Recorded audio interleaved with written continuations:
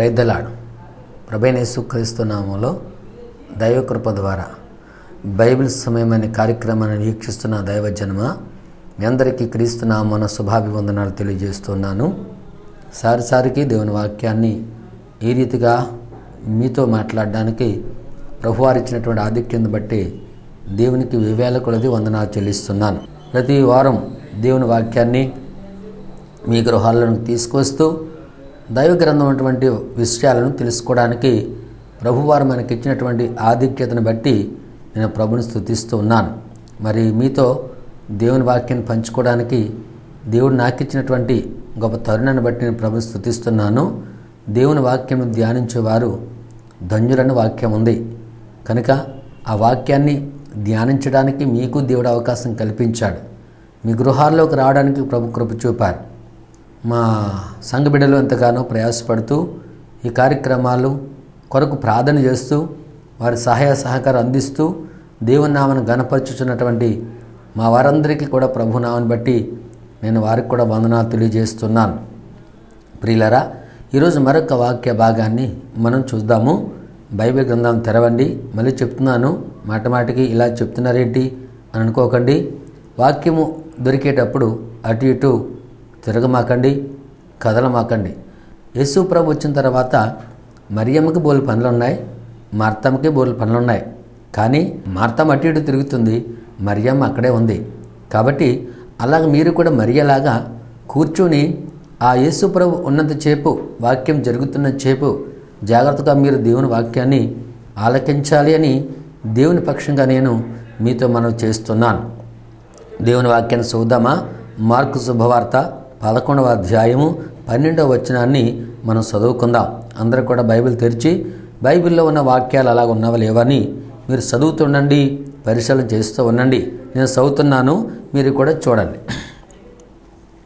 11:12 మరునాడు వారు బేతనియ నుండి వెలుచుండగా ఆయన ఆకలిగొని ఆకులు గల ఒక అంజూరపు చెట్టును దూరం నుండి చూచి దాని మీద ఏమైనా దొరుకునేమో అని వచ్చెను.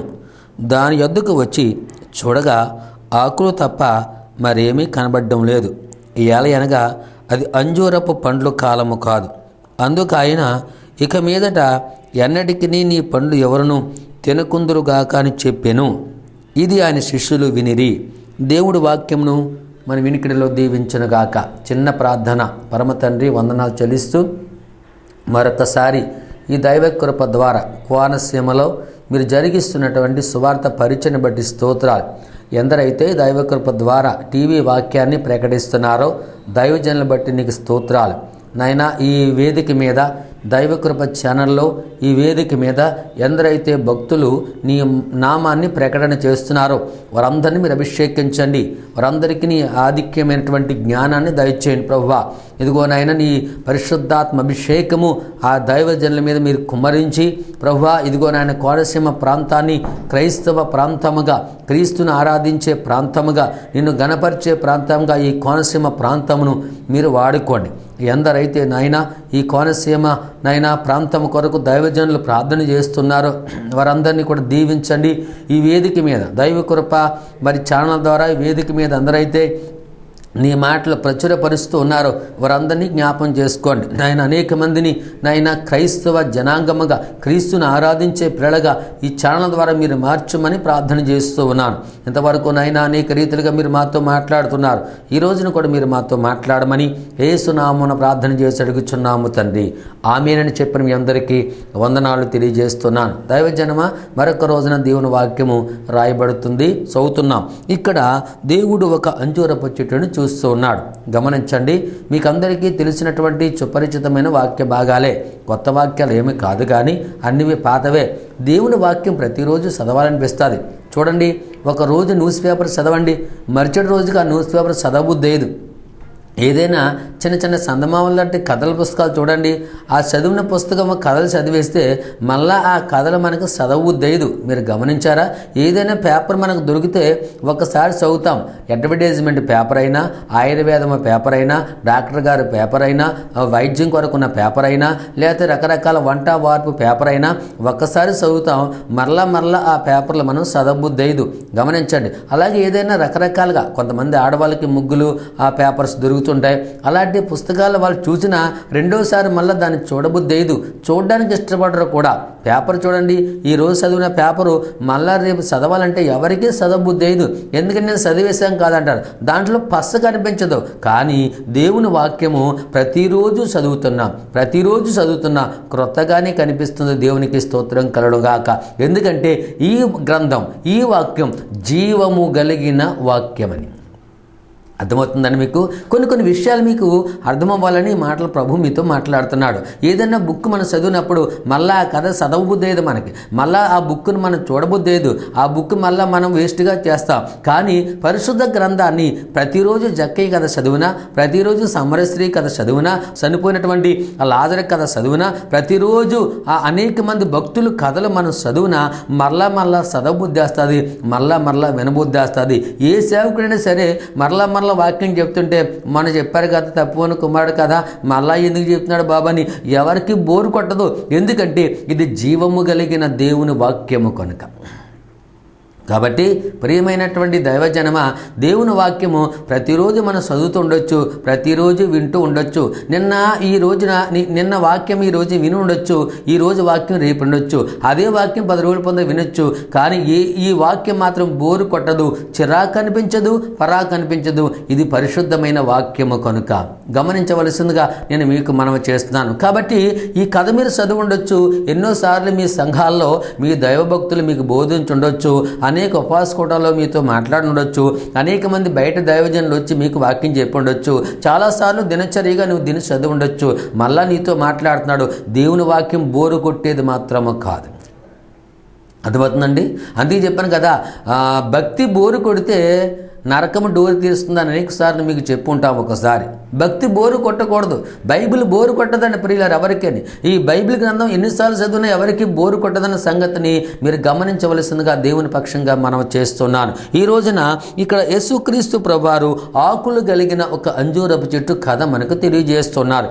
ఏంటి దీని భావం అని ఆలోచన చేసినట్లయితే ప్రియులారా, ఆకులు కలిగిన ఒక అంజూరపు చెట్టు దూరం నుండి చూచి దాని మీద ఏమైనా దొరుకునేమో అని వచ్చెను. దాని యొద్దకు వచ్చి చూడగా ఆకులు తప్ప మరేమీ కనపడలేదు. ఏలయనగా అది అంజూరపు పండ్లు కాలము కాదు. గమనించారా? పరిశుద్ధాత్మ ప్రేరేపణ ద్వారా పరిశుద్ధాత్మను రాయించినటువంటి ప్రతి కథని జ్ఞాపం చేసుకోవాలి. కాకుల గురించి చెప్తున్నాడు. కాకుల కోసం చెప్తున్నాడా? మన కోసమే మాట్లాడుతున్నాడు. సింహాల గురించి మాట్లాడుతున్నాడు. సింహాల కోసం చెప్తున్నాడా? మన కోసమే మాట్లాడుతున్నాడు. ఆకాశం గురించి మాట్లాడుతున్నాడు. భూమి గురించి మాట్లాడుతున్నాడు. పచ్చిక గురించి మాట్లాడుతున్నాడు. రకరకాల జంతువుల గురించి మాట్లాడుతున్నాడు. రకరకాల చెట్టు చేమ గురించి మాట్లాడుతున్నాడు. అవన్నీ ఉపమానాలుగా ఎందుకు ఎత్తి దేవుడు మాట్లాడుతున్నాడంటే, సూటిగా నీతో మాట్లాడితే నీ పాప జీవితాన్ని నీ విడిచిపెట్టి ప్రభు దగ్గరకు వస్తావని, నువ్వు ఒకవేళ సూటిగా మాట్లాడితే నువ్వు భయపడతావని, ఇతరులు నిన్ను అవమానపరుస్తారని దేవుడు సూటిగా మాట్లాడకుండా ఏదో కథ ద్వారా నీతో మాట్లాడితే ఆ కథ భావం తెలిసి నీవు మారుతావని దేవునికి ఆశ. దేవునికి స్తోత్రం. కొంతమంది ముఖం ఎదురుగుండా మాట్లాడతారండి, ఖచ్చితంగా మాట్లాడతారండి, నిక్కర్చిగా మాట్లాడేస్తారండి, పెళ్లి మాట్లాడేస్తుంటారండి. ఎందుకంటే వాళ్ళకి ఎదట వాళ్ళు నొచ్చుకుంటారండి. దేవుని యొక్క ప్రేమను తెలుసా? ఆ కథ నీకైనా ఒక చెట్టు రూపానికి నీతో మాట్లాడతాడు, లేక ఒక్కొక్క వస్తువు రూపంగా నీతో మాట్లాడతాడు. ఎందుకంటే అలాగ వస్తువు రూపంగా మాట్లాడినప్పుడు, ఆ చెట్టు రూపంగా మాట్లాడినప్పుడు, ఆ కథ రూపంగా మాట్లాడినప్పుడు నీ బ్రతుకును సరి చేసుకుంటావని, ఇతరులు నీ గురించి అవమాన పడకుండా, ఇతరులని హేళన చేయకుండా ఉంటారని సంఘాల్లో నీకు ఒక ఉపమాన రీతిగా దేవుడు మాట్లాడుతూ ఉన్నాడు. దైవజనమ, ఒకసారి మీరు గమనించవలసిందిగా దేవుని పక్షంగా నేను మీకు మనవి చేస్తూ ఉన్నాను. అనేక మంది నాడు ఎలా ఉన్నారంటే ఉపమాన రీతిగా మాట్లాడుతున్నప్పుడు దేవుడు అర్థం చేసుకోవడానికి నీకు మనసు ఇచ్చినప్పుడు ఆ ఉపమానం ఎవరికో చెప్పారులే. కుమ్మరవాడు అంటే కుమ్మరవాడి కింద ఎందుకు మాట్లాడతాడు? కొండ గురించి ఎందుకు మాట్లాడతాడు? ఆ కొండవు నీవే కనుక నీతో మాట్లాడతాడు. చెట్టు ఎందుకు మాట్లాడతాడు? ఆ చెట్టులాగా ఉన్నావు కనుక నీతో మాట్లాడతాడు. కాబట్టి ఈ రోజున ఒక వాక్యాన్ని మీరు బాగా అర్థం చేసుకోవడానికి మీరు ప్రయత్నం చేయండి. ఇక్కడ ఎందుకు చెట్టు గురించి మాట్లాడాడంటే ఆ చెట్టు కోసం కాదు, కాదు, నీ కోసమే నా కోసమే మాట్లాడుతున్న మాటలు. దేవునికి స్తోత్రం. చేపల గురించి మాట్లాడండి, చేపల కోసం కాదు ప్రియులారా, ఆ చేపను ఉపమానంగా తీసుకుని నీతో మాట్లాడుతున్నాడు. కాబట్టి నీ జీవితంలో నా జీవితంలో కూడా అలాగ ఉన్నావేమో అర్థం చేసుకుని, ప్రభా నేను ఎలాగున్నాను, నేను ఇలాగ ఉండకూడదు ప్రభా అని అర్థం చేసుకుని మారతావని యేసు ప్రభా నీతో మాట్లాడుతుంటే, ఈ రోజున చెట్టు కోసం చెప్పారు, ఈ రోజున కాకి కోసం చెప్పారు, ఈ రోజున కుక్కల కోసం చెప్పారు, ఈ రోజు రొట్టె ముక్కల కోసం చెప్పారు, ఈ రోజు ద్రాక్షరసం కోసం చెప్పారు అని అనుకుని వెళ్ళిపోతున్నావా తప్ప, కానీ ఈ రోజున వాక్యం నాకే, ఈ రోజున నాతోనే మాట్లాడాడు దేవుడు అని ఎప్పుడైతే గ్రహిస్తావో అప్పుడు అవమానపడకుండా మార్పు చెందుతావు. మార్పు చెందిన తర్వాత మహిమ రాజ్యంలో ఉంటారన్న సంగతిని మీరు గమనించండి. ప్రియమైన వారలారా, ఈ రోజున ఈ ఆకులు కలిగిన అంజూరపు చెట్టును ప్రభుగారు మాట్లాడుతూ ఉన్నారు. ఎందుకు ఈ రోజున ఈ వాక్యం ఇలా మాట్లాడాలి అని మీరు అర్థం చేసుకున్నట్లయితే, ఇక్కడ చెట్టు దగ్గరకు వచ్చాడంట ఆ ప్రభువారు, దాని మీద ఆకులు ఉన్నాయట, కానీ ఆకులు ఉన్నాయి కానీ పండ్లు లేవంట. మరొక మాట చెప్తున్నాడు, పండ్లు లేవంట, కానీ అది పండ్లు కాలం కూడా కాదట. ఇదొక మళ్ళీ వింతగా ఉంది మాట మనకి అండి. ఒకసారి ఆలోచించండి. ఈ రోజుల్లో మనకి బాగా దొరికి ఏంటంటే మొక్కజొన్న పొత్తులు దొరుకుతాయి. ఇది మొక్కజొన్న పొత్తులు దొరికే కాలం. మామిడి పళ్ళు దొరికే కాలం అయిపోయింది, మొక్కజొన్న పొత్తులు దొరికే కాలం. రకరకాల పళ్ళు దొరికే కాలాలు ఆయా కాలాల్లో వస్తాయి. గమనించండి. మరి ముంజికాయలు దొరికే కాలంలో ముంజికాయలు దొరుకుతాయి, తాటి పండు దొరికే కాలంలో తాటి పళ్ళు దొరుకుతాయి, మామిడికాయలు దొరికే కాలంలో మామిడికాయలు దొరుకుతాయి. కానీ మామిడికాయలు దొరకని కాలంలో మామిడికాయలు దొరకమంటే ఎలాగా? మొక్కజొన్న పొత్తులు దొరకని కాలంలో మొక్కజొన్న పొత్తులు దొరకమంటే ఎలా దొరుకుతాయి? ఇక్కడ అంట అది పండ్ల కాలం కూడా కాదంట. ఆ పండ్ల కాలం కానప్పుడు ఆ చెట్టు దగ్గరికి వెళ్ళాడంట దేవుడు. ఆ చెట్టు దగ్గరికి వెళితే అది పచ్చగా ఉందంట. పచ్చగా ఉన్నప్పుడు ఆకులు ఉన్నాయంట. ఆకులు ఉన్నాయి కానీ ఆ పళ్ళు లేవంట. కానీ అది పండ్ల కాలం కాదట. ఏ కాలంలో ఆ పండ్లు మనకు దొరుకుతాయి ప్రియులారా? ఏ కాలంలో ఉంటే ఆ కాలంలో పండ్లు మనకు దొరుకుతాయి. గమనించండి. కాబట్టి ఆ పండ్ల కాలం కానప్పుడు మరి దేవుడు ఆ చెట్టు దగ్గరికి వెళ్ళి ఆ పండ్లు కాని కాలంలో పండ్ల కాలం కాదు అని ప్రభువారికి తెలియదా? ఇది ఈ రోజుల్లో కాసే కాయలు కాదు, ఇది వేరే రోజులు కాసే కాయలు. కనుక ఇక్కడికి వచ్చి నేను ఆకులు పచ్చగా ఉన్నాయి, దీని కాయలు నేనెందుకు అడగాలి అని యేసు ప్రభువారు ఎందుకు తెలియదానికి? ఆయన సర్వం ఎరిగినటువంటి జ్ఞానవంతుడు కదా, ఆయనకి ఎందుకు అర్థం కాలేదు, ఆయనకి ఎందుకు తెలియదు అని ఈ రోజున మనం ఒకసారి మనం జ్ఞాపం చేసుకోవడానికి మనం ఇష్టపడాలని ప్రభు పక్షంగా నేను మీతో మనవి చేస్తున్నాను. కాబట్టి ఈ రోజున యేసుక్రీస్తు ప్రభువారు అంజూరపు చెట్టు దగ్గరకు వస్తే ఆకులు తప్ప కాయలు లేవంట. అది కాయలు కాసే కాలం కూడా కాదు. అంజూరపు కాయలు కాసే కాలం ఉంది. ఆ కాయలు కాసే కాలంలో ప్రభువారు అక్కడికి వెళ్ళలేదు, కానీ కాయని కాలంలో వెళ్ళి నాకు కాయ కావాలి, నాకు పండు కావాలి అని ప్రభువారు అడుగుతున్నారు. ఏంటి విచిత్రము అని సంగతిని ఈ రోజు మీరు ఆలకించవలసిందిగా ప్రభు పక్షంగా మనం చేస్తున్నాను. కొన్ని పండ్లు కాసిన కాలం అయితే ఎవరైనా ఇస్తారన్నమాట. ఎవరు తాటిపండ్ల కాలంలో మనం వెళ్ళి అమ్మ ఒక తాటిపండు ఇస్తావా, ఓ తాటిపండు వేస్తావంటే ఎవరైనా చేస్తారు. కానీ ఆ తాటిపండు కాలంలో మనం వెళ్ళి నాకు తాటిపండు కావాలి, ఇస్తావా సస్తావా, లేకపోతే నేను శపిస్తాను అంటే ఏమన్నా మర్యాదగా ఉంటుందా? ఆలకించండి. అందుకని ఈ రోజున నా దేవుడు నీకు ఇచ్చిన మాట ఏంటంటే సబ్జెక్టు కాలం కాని కాలంలో ప్రార్థన.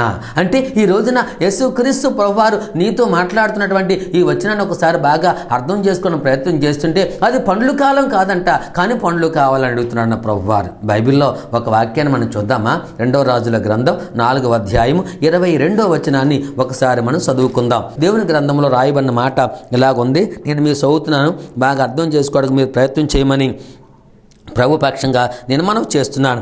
ఒక పనివానికి ఒక గాడిదను నా యొద్దకు పంపము, నేను దైవజనుని యొద్దకు పోయి వచ్చేదనని తన పెనిమిడితో ఆమె చెప్పగా, అతడు నేడు అమావాస్య కాదే, విశ్రాంతి దినము కాదే, అతని యొద్దకు ఎందుకు పోవుదవని అడుగా, నేను పోవుట మంచిదని చెప్పి గాడిదకు గంత కట్టించి తాను ఎక్కి తన పనివానితో శీఘ్రంగా తోలుము, నేను నీకు చెబితేనే గాని నిమ్మలంగా తోలవద్దు అని చెప్పాను. దేవునికి స్తోత్రం కలుగుగాక.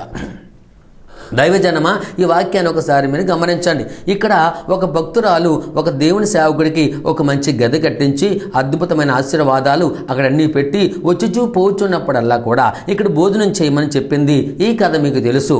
ఈమెకి పిల్లలు లేకుండా పోతే పిల్లల కోసం గది కట్టకుండా, పిల్లల కోసం భోజనం పెట్టకుండా దేవుని భక్తుడని దైవజనుడని ప్రార్థన చేసేవాడని ఆ దైవజనుడికి ఒక మంచి గదిని ఏర్పాటు చేసింది ఆ మా తల్లి. ఎప్పుడైతే ఏర్పాటు చేసిందో ఒక రోజున ప్రభువారు ఆ సేవకుడితో మాట్లాడి, ఇదిగో నేను వస్తున్నాను, నీ బిడ్డకు అనగా నీకు ఏమైతే లోటు ఉందో ఆ లోటు తీరుస్తానని చెప్పారు.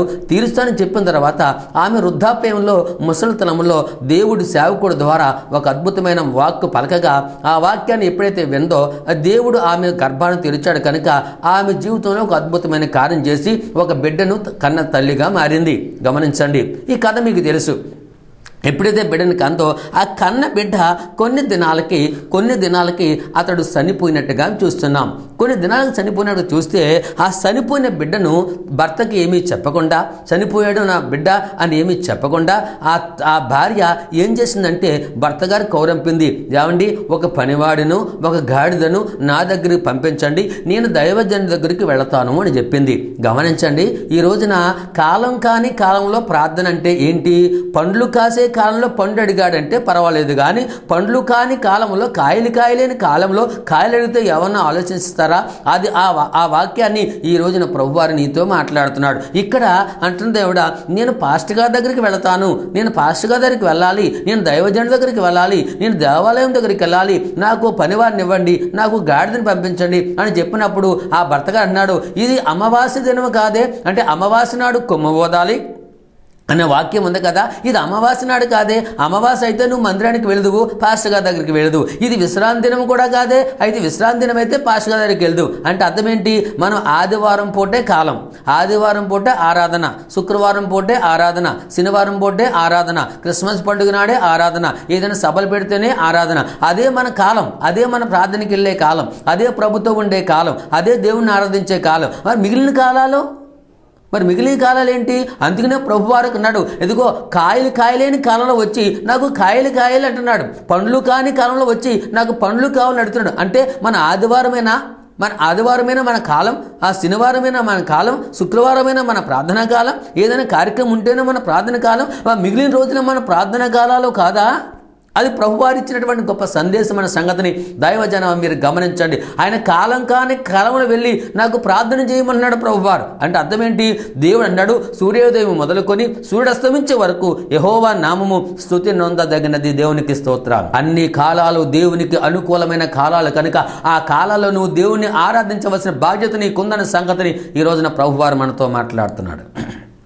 గమనించండి, ఈ రోజున ఇప్పుడు అంటున్నాడు భర్త గారు, ఇది విశ్రాంతి దినము కాదు కదా, ఈ రోజున అమావాస్య కూడా కాదు కదా, మరి ఎందుకు నువ్వు ఈ కాలంలో వెళ్తా అన్నావు? విశ్రాంతి దినము నీకు ప్రార్థనా కాలము, అమావాస్య నాడు నీకు ప్రార్థనా కాలము, ఏదైనా కూటాలుంటే నీకు ప్రార్థనా కాలం, కానీ ఈ రోజు నువ్వు వెళ్తానంటావు ఏంటంటే, నేను దైవజనుడి దగ్గరికి వెళ్ళటం మంచిది, నేను దేవాలయం దగ్గరికి వెళ్ళటం మంచిది, నేను ప్రార్థనకు వెళ్ళటం మంచిది అంటుందా స్త్రీ. తన భర్తతో చెప్పలేదు బిడ్డలాగా అయిపోడని, తన భర్తతో చెప్పలేదు నా బిడ్డ జరిగిందని చెప్పకుండా నేను వెళ్ళటం మంచిది అన్నారు. గమనించండి, ఈమె ఎప్పుడు ప్రార్థన చేస్తుంది? ఈవిడ ఎప్పుడు ప్రార్థనకి వెళ్తుంది? ఈవిడ ఎప్పుడు మందిరానికి వెళ్తుంది? ఈవిడ ఎప్పుడు దైవజనం దగ్గరికి వెళ్తుంది? కాలం కాని కాలంలో, ఆ కాలంలో బిడ్డ చనిపోతే ఆ బిడ్డను బయట పెట్టి, ఇదిగో అందరూ వస్తారు, బిడ్డ చనిపోయిన తర్వాత అందరూ వచ్చిన తర్వాత కొంతసేపు ఏడిచిన తర్వాత ఆ కార్యక్రమం అయిపోయిన తర్వాత చుట్టాల బట్టలు వచ్చిన తర్వాత కార్యక్రమం అయిపోయిన తర్వాత ఈ బిడ్డను తీసుకుని వెళ్ళి శ్మశానంలో పాతి పెడతారు. అదే ఆ రోజున జరిగే కాలం. అయితే ప్రియులారా, ఆ కాలం కాని కాలం అనక ఇప్పుడు ప్రార్థన చేయవలసిన కాలం కాదు, అది దైవజనుడి దగ్గరికి వెళ్ళవలసిన కాలం కాదు, ఆ ప్రార్థన మందిరానికి వెళ్ళవలసిన కాలం కాదు. అయినా సరే ఆ కాలం కాని కాలంలో దేవుని దాసుడి దగ్గరికి, దేవాలయం దగ్గరికి పరిగెడుతుంది కనుక ఆమె యొక్క విధానాన్ని ఈ రోజున నీకు దేవుడు నాతో మాట్లాడుతున్నాడు. గమనించాను కనుక ఈ రోజున నీతో మాట్లాడుతున్నట్టు ఈ వచనం ఏంటి తెలుసా? ఆమె కాలం కాని కాలంలో క్రీస్తు యొక్క పాదాల చెంతకు, దేవుని దేవాలయం దగ్గరకు, దైవజనుడి దగ్గరికి వెళ్తుంది. అది ప్రార్థనకి వెళ్ళే కాలం కాదు, అది మందిరానికి వెళ్ళే కాలం కాదు, అది పాస్టర్ గారితో మాట్లాడే కాలం కాదు. ఎందుకంటే బిడ్డ చచ్చిపోయి ఉన్నాడు కనుక, ఆ బిడ్డ చనిపోయాడు కనుక అది కాలం కాదు. అయ్యో అని ఏడవలసిన కాలం, గోల పెట్టవలసిన కాలం. అయ్యో నా కొడుక, లేకలకు పుట్టిన నా కొడుక, నువ్వు ఇలాగైపోయేవాడు నా కొడుక అని చెప్పేసి ఏడ్చి స్పృహ తప్పవలసిన కాలంలో ఆమె స్పృహ తప్పపోకుండా బెదరక్క ధైర్యంగా ఉండి దేవాలయం దగ్గరికి, దైవజనుడికి వెళ్తానని చెప్పేసి తన భర్తతో మాట్లాడుతుంది. దేవుని సేవకుడి దగ్గరికి వెళ్ళటం మంచిది, దేవునికి స్తోత్రం. గమనించండి, అది కాలం కాని కాలం. మనకేంటంటే బాగుంటేనే ఆదివారం కాలం, బాగుంటేనే శుక్రవారం, బాగుంటేనే క్రిస్మస్, బాగుంటేనే సభల కాలం. కానీ ప్రియులరా, కాలం కాని కాలంలో వ్యాధులు కలిగిన, బాధలు కలిగిన, ఇరుకులు వచ్చిన, ఇబ్బంది వచ్చిన, నష్టం కలిగిన, ప్రాణాలు పోయినా, ఆ ప్రాణాలు పోయి ఇబ్బంది కలుగుతున్నప్పుడు మనం దేవుణ్ణి ఆరాధించడమే దేవుడు కోరుకుని. అందుకనమాట ఆ చెట్టు కాయలేని కాలంలో ఉన్నప్పుడు, ఆ చెట్టు కాయలేని సమయంలో వెళ్ళి అది కాసే కాలం కాదు, కానీ నీవు నాకు కాయలిస్తావా, నీవు నాకు పళ్ళు ఇస్తావా అంటే అర్థం ఏంటి? బాగున్నప్పుడే కాదమ్మా నువ్వు ప్రార్థన, నువ్వు సంతోషంగా ఉన్నప్పుడే కాదమ్మా నీ సంద, కానీ నువ్వు బాగున్నప్పుడు, బాగా లేనప్పుడు కూడా నీవు దేవుని నామాన్ని ఘనపరిచి ప్రార్థన చేయడము నీకు కావాలి. కనుక ఆ చెట్టు దగ్గరికి వెళ్ళి దేవుడు అన్నాడు, కాలం కాని కాలంలో నీవు నాకు పండ్లు ఇవ్వాలి. అదే రోజు నీకు ఇచ్చిన టైటిల్, కాలం కాని కాలంలో ప్రార్థన. గమనించారా? ఈ రోజన్నా ఈనాడు అనేక మంది మనకి కాలం బాగుంటేనే ఆదివారం, కాలం బాగుంటేనే శనివారం, కాలం బాగుంటేనే కూటాలు, ఏదైనా కలిసి వస్తేనే కూటాలు. ఈనాడు ఎలాగ ఉందంటే అండి, ఎన్ని వారాల్లో ప్రార్థన రారు. వాళ్ళ పుట్టినరోజుకి ఉన్నాయనుకోండి ముందు నెలలో, వారికి ఏదైనా పెళ్లి రోజులు ఉన్నాయనుకోండి ముందు నెలలో, వారికి ఏదైనా గృహప్రవేశం ఉందనుకోండి ముందు నెలలో, వారి అమ్మాయికి ఏమైనా ఆ అమ్మాయిని పెళ్లి కూతురు చేయాలనుకోండి ముందు నెలలో, అప్పుడు వస్తారండి 2 వారాలు. అప్పుడు పాస్టర్ గారు ఏమనుకుంటారంటే, ఇవి యేసుబాబు వాక్యం ఉందేమో, యేసుబాబు నమ్ముకుందేమో, ఇవి ప్రార్థనకు వస్తుంది అనుకుంటే తప్ప, కానీ ఆ 2 నెలలో 3 నెలలో వీళ్ళకి అవకాశం ఉంది, వీళ్ళకి అవసరం ఉంది, వీళ్ళకి ఏదో కాలం ఉంది. ఆ కాలంలో కోసం ముందు 2 వారాలు పాస్టర్ దగ్గరికి వెళ్తే వస్తాడు, లేకపోతే రాడనేటువంటి ఆలోచనతో వచ్చేవారు బోల మంది దైవ భక్తులు కనిపించడం లేదా?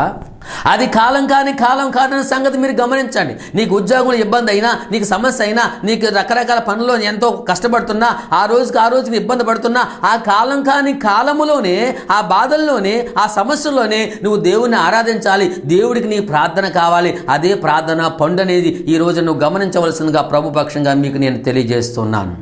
దైవజనమా, ఇక్కడ ఈ చెట్టు దగ్గరికి వెళ్ళినప్పుడు అది కాలం కాని కాలంలో పళ్ళు కాయట్లేదు. మరి కాలం కాని కాలంలో పళ్ళు మానేస్తాయి కనుక ఇప్పుడు నాకు పండ్లు కావాలంటున్నాడు. ఇదిగో ఇప్పుడు బాధలో ఉంది. ఈ బాధలో ఈవిడికి అది నిజంగా ఆ బాధలో ఏడవలసినటువంటి కాలంలో ఆమె ఏడవకుండా దేవుని సేవకుడి దగ్గరికి వెళ్ళటము మంచిది అంటుంది తన భర్తతో. దేవునికి స్తోత్రం కలగడం గాక. కాబట్టి ఈ రోజున ఏది మీ ప్రార్థన, ఎలాగుంది మీ ప్రార్థన, ఎలాగుంది మీ విశ్వాసం, ఎలాగుంది మీ నమ్మకం, ఎలాగుంది దేవుని దగ్గర పరిగెడతామంటే కాలం కాని కాలంలో పరిగెట్టగలుగుతున్నారా?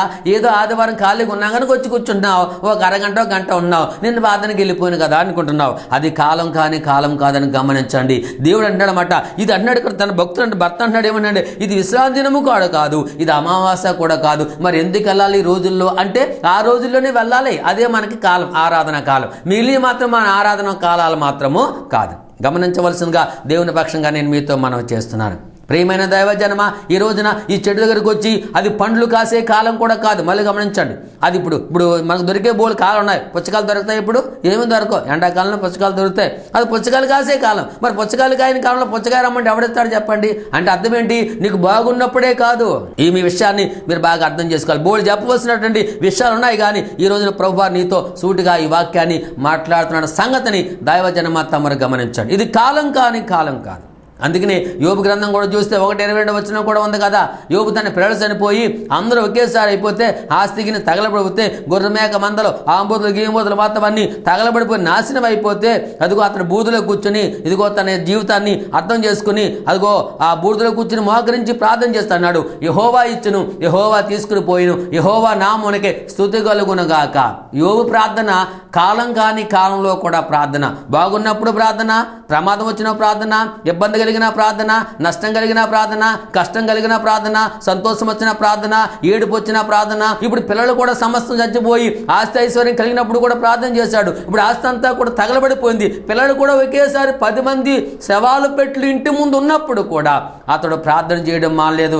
అది కాలం కాని కాలంలో ప్రార్థన. దేవునికి స్తోత్రం. ఇంత ప్రార్థన చేస్తున్నాను, ఇన్ని వారాలు గుడికి వెళ్ళాను, మన క్రిస్మస్కి నేనే బోనాలు పెట్టాను, మన సభలకు నేనే ఆరకసగా డబ్బులు ఇచ్చాను, మన ఉపవాసంలో జరుగుతుండే నేనే ఒక అంతు చేసుకున్నాను, ఒక బియ్యం కట్టి నేను ఇచ్చాను, ఇది చేశాను, మరి నాకెందుకు రావాలి సమస్య, నాకెందుకు రావాలి కష్టం, ఇంత ప్రార్థన చేస్తాను, ఇంత దారుణమా, ఇంత ప్రార్థన చేస్తాను, ఇంతలా ఉండాలా అని చెప్పేసి మనము దేవుడి మీద తిరుగుబాటు చేస్తున్నాం తప్ప. కానీ యెహోవా ఇచ్చను, యెహోవా తీసుకుని పోయాను, యెహోవా నామమునకే స్తోత్రము కలుగునుగాక అని కాలం కాని కాలములో క్రీస్తు ప్రభు యొక్క ప్రార్థన చేయగలుగుతున్నామా?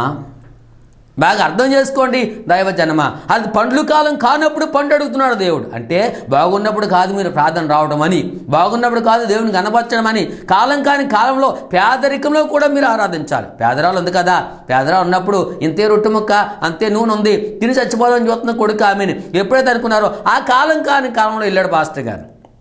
మనమేంటి ఇప్పుడు సందా వేస్తారండి, ఇప్పుడు పండుగ పెట్టారండి, ఇప్పుడు ఊడుపుల కాలం కూడా కాదండి, ఇది కోతల కాలం కూడా కాదండి, ఇది నెలాఖరు జీతాల కాలం కూడా కాదండి అనే అమ్మలు అనే తండ్రులు ఎంతోమంది లేరా? దేవుని పని వచ్చినప్పుడు అంటారంట, ఏమండి ఇది ఈ కాలం కాదండి, ఇది నెలాఖరు మీరేమి 20 తారీఖున పెట్టారా, ఏ 2, 3, 5 తారీఖులో పెడితే ఎప్పుడోకప్పుడు ఆ జీతాలు వస్తాయి కనుక మేము ఏదో చేద్దామండి. అయ్యో ఇది ఉడుపుల కాలం కాదండి, ఇది పనుల కాలం కూడా కాదండి, మేము ఎక్కడ సందాలు ఇవ్వగలమండి, ఇది కాలం కాని కాలంలో ఎలా గడితే బాగుంటుందని పాస్టర్ గారు కోటాలు అనే తల్లిదండ్రులు దేవుని పిల్లలు భూలోకంలో లేరా?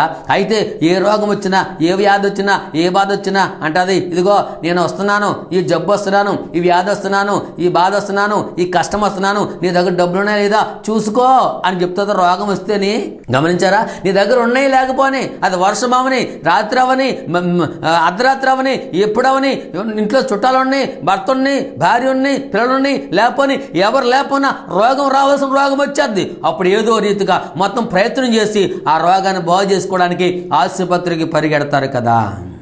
మరి మనం ఏమంటామంటే యేసుప్రభు అంటే ఎంత చీప్ అయిపోయాడండి మీకు. కాబట్టి అంటారు ఇది ఆ కాలం కాదు, డబ్బులు ఎక్కడున్నాయి, ఇప్పుడు డబ్బులున్న కాలంలో పెడితే మేము ఏదైనా సహకరిస్తాం, డబ్బులు లేని కాలంలో పెడితే మేము ఎక్కడ సహకరించము అనే అమ్మలు ఈనాడు ఎంతో మంది ఉన్నారన్న సంగతిని ఈరోజు గమనించి కాలం కాని కాలంలో రొట్టె ముక్క పెట్టింది. ఇంకంతే రొట్టె ముక్క ఉంది. ఆ కాలం కాని కాలంలో రొట్టె ముక్క ఇస్తే 3.5 సంవత్సరాలు కరువులో పోషించబడింది ఆ పేద విధవరాలు. నా ప్రియమైన దైవజనమా, ఈరోజు ఇంకా చెప్పవలసిన అనేకమైనవి ఉన్నాయి. దానియేలు కాలం కాని కాలం అది. సింహాల భూమిలో పడిపోతున్నారు, ప్రార్థన చేయకుండా బాబు అంటే ఆ సింహాల భూమిలో పడిపోయినా ప్రార్థన చేస్తున్నాడు. అది ప్రార్థన చేసే కాలం కాదు, దాక్కునే కాలం. ఎందుకు దాక్కోవాలి? ప్రాణం కాపాడుకోవడం దాక్కోవాలి. దాని అంటాడు ప్రాణం పోయినా పర్లేదు నేను దాక్కోను, ఇలాంటి కాలంలోనే ప్రార్థన చేయాలి. షడ్రక్ మేషక్ అబేద్నెగో భక్తులు కూడా ఉన్నారు కదా, వాళ్ళు కూడా ఎవరైతే ఇలా ప్రార్థన చేస్తారో అగ్నిగుండంలో వేయబడతామని చెప్పేసి అగ్నిగుండాన్ని అక్కడ రద్దు చేసి అక్కడ ప్రార్థన చేసిన వారిని తీసుకెళ్లి పడేస్తామని చెప్పేసి శాసనం పుట్టించిన అది కాలం కాని కాలం. అయ్యి బాబోయ్ ప్రార్థన చేసి చచ్చిపోతారంట, అగ్నిగుండం పడేస్తారంట, వద్దురా నాయన అని చెప్పేసి ఆ ముగ్గురు కూడబలుకుని ఏదో మూలం దాక్కోవస్తున్నారు. నానో ఇది ప్రార్థన చేయవలసిన కాలం, ఇది ప్రభుని కనపరచవలసిన కాలం, ఇది యేసుని ఆరాధించవలసిన కాలం, మన శక్తిమంతుడు ఎవరో నిరూపించవలసిన కాలం అని వాళ్ళందరూ కూడా కాలం కాని కాలంలో ప్రార్థన చేశారు. నిన్ను కూడా కాలం కాని కాలంలో మందిరానికి వెళ్ళి దేవుని వాక్యం వినమని ప్రభు మాట్లాడుతున్నాడు. కాబట్టి ఈ రోజున ఈ వాక్యాన్ని విన్న నీవు అప్పుడప్పుడు ఆదివారం పూటే వెళ్ళకండి ప్రార్థనకి, శుక్రవారం పూటే వెళ్ళకండి. కాలం కాని కాలం మిగతా భూములు కాలం ఉన్నాయి. ఈ కాలం అంతా ఎక్కడ పెడుతున్నావు? ఈ కాలం అంతా ఎలా చేస్తున్నావు? నీ ఆవరణలో ఒక్క దినము గడుపుతావు 1000 దినముల కంటే శ్రేష్టం. మరొక మాట చెప్పి ఈ వాక్యాన్ని ముగిస్తున్నాను. గమనించండి, ఈ రోజున అనేక మంది భక్తులు వాళ్ళు బాగున్నప్పుడు కాదు, బాగున్నప్పుడు చేస్తారు, బాగోలేనప్పుడు కూడా చేస్తారు. కాలం కాని కాలంలో. అర్థమవుతుందండి? బిడ్డలు చచ్చిపోయి ఏడుపుతో ఊరంతా వచ్చారు యోబు గారింటికి. ఊరంతా వచ్చి అందరూ ఏడుస్తుంటే ఆ యోబు గారు చేసిన పనినిట యెహోవా ఇచ్చెను, యెహోవా తీసుకుని పోయాడు, యెహోవా నామమునికే స్తుతి స్తోత్రాలు కలుగునగాక. ఎంత గొప్ప ప్రార్థన అండి. అంతమంది, అంత ఆస్తి ఐశ్వర్యము ఒకేసారి కుప్పగూలిపోతే 1 by 1 ఇలా జరిగిందని చెప్పగానే యోబు కుప్పగూలిపోవాలి. ధైర్యవంతుడిగా, దేవుని నమ్ముకున్నవాడుగా, ప్రార్థనాపరుడుగా కాలం కాని కాలం ఇది, ఇప్పుడు ప్రార్థన చేయాలి. బిడలు పోతే ఏడవాలి, ఏడలేదు. యెహోవాకు స్తోత్రం నవ్వుతున్నాడు, యెహోవాకు మహిమ నవ్వుతున్నాడు. ఈ రోజున మీ జీవితం ఎలా ఉంది? చిన్న బాధ వస్తే, జ్వరం వస్తే, నడుము నొప్పి వస్తే, కొన్ని ఇబ్బందులు కలిగితే మనం ఎంత ఏడ్చేస్తామో. నాకే రావాలా? ఊరంతా చూడు అలాగేలా తిరుగుతున్నారు, వాళ్ళు గుడికి రారు, నాకే రావాలా? నేను గుడికి వెళ్తున్నాను, ప్రార్థనకి వెళ్తున్నానని రకరకాలుగా మనము ఇతరుల మీద చాడులు చెప్పేవారుగా మారిపోతున్నాం. అందుకని ఈరోజు అంటాడు ఆ పండ్లు కాలం కానప్పుడు నాకు పండ్లు కావాలన్నాడు. అంటే కాలం కాని కాలంలో కూడా నువ్వు ప్రార్థన చేయాలి. ఆ ప్రార్థన నేను వింటాను. దేవారాత్రులు దేవుని వాక్యం ధ్యానించడం అంటే అదే అన్న సంగతిని ఈరోజు గమనించి నీవు కూడా ఆదివారం పూట వెళ్తున్నావేమో, శుక్రవారం వెళ్తున్నావేమో, శనివారం వెళ్తున్నావేమో, సభకి వెళ్తున్నావేమో, క్రిస్మస్కి వెళ్తున్నావేమో, మిగిలిన రోజులు వెళ్ళట్లేదేమో, కాలం కాని కాలంలో కూడా ప్రార్థన చేయి. అలా కాలం కాని కాలంలో ప్రార్థన చేయనప్పుడు ఆనోకు దేవునితో నడిచాడు, దేవుడు ఆనోకుని తీసుకెళ్ళిపోడు. నిన్ను కూడా తీసుకెళ్ళాలి అంటే కాలం కాని కాలంలో ప్రార్థన చేయాలి. అట్టి కృపాశీర్వాదము దేవుడు నీకు నాకు ఇవ్వాలని కోరుకుంటూ ఈ వాక్యాన్ని ముగిస్తున్నాను. గమనించారా? కళ్ళు మూసుకుందాం, చిన్న ప్రార్థన. ప్రార్థన చేసుకుందాం. తల వంచండి. ఇప్పుడు మీ కొరకు ప్రార్థన చేస్తామండి. మహాగణుడ మహోన్నతుడు నీకు వందనములు స్తోత్రము చెల్లించున్నాను ప్రభా. నైనా ఇదిగో తండ్రి వాక్యం విన్న మీ బిడ్డలందరినీ దీవించండి. వారికి ఉన్న వ్యాధులు బాధలు దూరపరిచినండి తండ్రి. వారికి ఉన్న సమస్యలన్నీ తీసివే తండ్రి. నీకు వందనములు నైనా తండ్రి. టీవీ వాక్యం ఉన్న ప్రతి బిడ్డను దీవించండి, ఆశీర్వదించు ప్రభా తండ్రి. నాయన ఇంకో తండ్రి దైవ కృప ద్వారా ఏ బిడ్డ అయితే నీ వాక్యం ఏంటుందో తండ్రి ప్రతి బిడ్డను తండ్రి మీరు మార్చి తండ్రి. ఈ టీవీ ద్వారా ప్రభా వాక్యం విని ప్రభా అనేక మంది బిడ్డల్ని మార్చి తండ్రి నీ కృపలో ఆ బిడ్డలు వాడుకో తండ్రి. నీకు వందనాలు చెల్లించును ప్రభా. ఇదిగో నాయన తండ్రి చిన్న ప్రార్థనని సన్నిధి చేర్చుకుని ప్రార్థనకు ప్రతిఫలము దయచేతనని యేసయ్య పుణ్యపాదాలు అట్టుకుని వేడుకుని ప్రార్థన చేర్చున్నాను తండ్రి. ఆమేన్. తండ్రి అయిన దేవుని ప్రేమ, యేసయ్య కృప, పరిశుద్ధాత్మ దీవెన మీకును మీ కుటుంబాలకు మహా అభివృద్ధిలోకి రాబోతున్నటువంటి ప్రతి ఒక్కరికి సదా తోడుగా ఉండి రక్షించి కాపాడును గాక. Amen, amen, amen. Praise the lord.